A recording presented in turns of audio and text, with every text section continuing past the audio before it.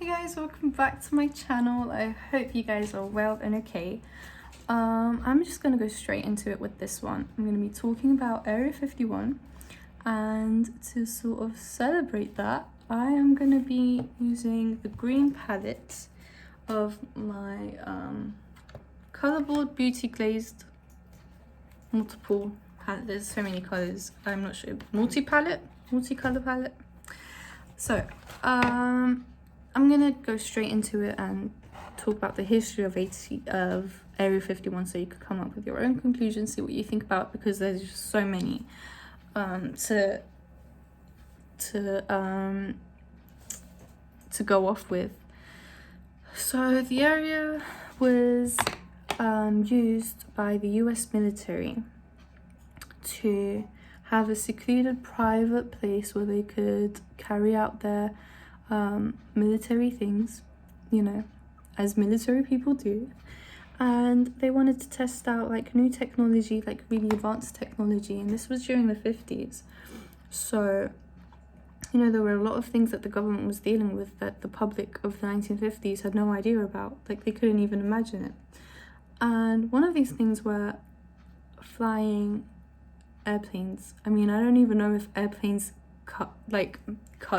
if airplanes cut it, because these things were massive, and they could fly, and the airplanes, the military aircrafts that they were working on, that the US government was working on in Area 51, was they flew up to like 60,000 feet high, while the normal regular airplanes in the 1950s can only fly up to between 10 to 20,000 feet.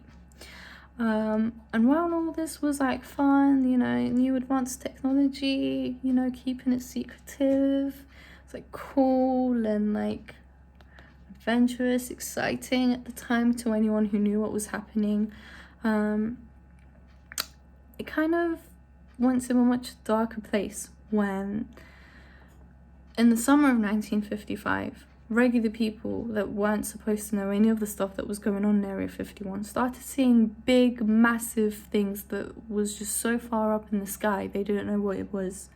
And later this kind of rose with popularity. People really wanted to know what these big flying things were. And remember, this was like a secret thing, so the government wasn't supposed to tell them about it. They weren't supposed to know. No one was supposed to know.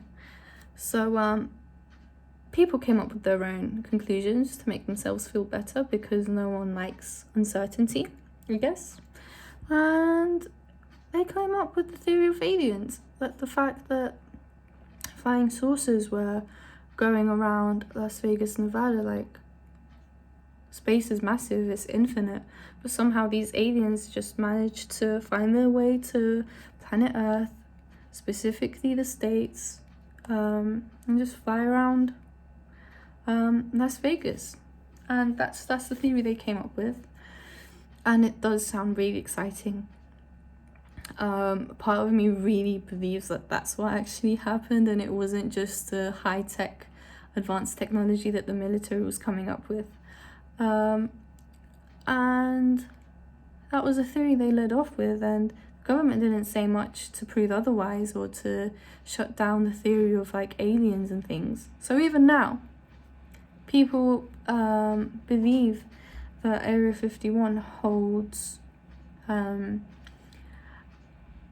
strictly classified alien artifacts and like alien spaceships. Some even say there might be like actual aliens. Like, I'm not sure if you've seen it, but one source that really supports this theory is this documentary on Netflix called Area 51 and Flying Saucers, and it's about this ex-scientist who worked in Area 51 called Bob Lazar. And during the 80s, he's in an interview, and he tells people all about the things he saw and the things that he witnessed as his during his time as a scientist working for the military. And he says that he's like seen an alien, and it, like in the documentary, like he just literally like grabs a Sharpie and like draws the spaceship that he's like claimed to have seen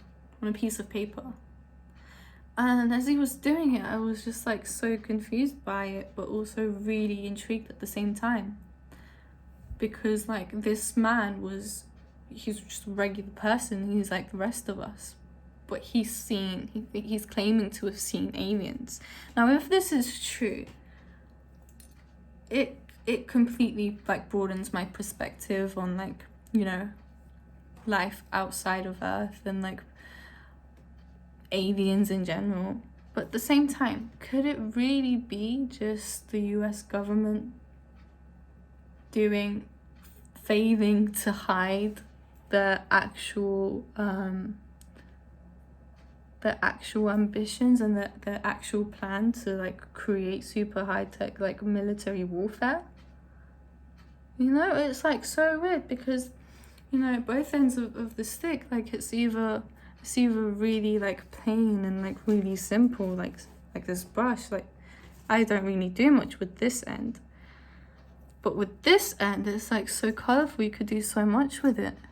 So it's kind of difficult not to believe in the whole aliens existing in Area 51 theory.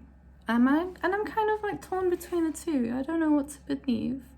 So I'm hoping you guys can give me your opinions down in the comment section. And as always, make sure to like and subscribe. I hope you have a brilliant day. Thank you for watching.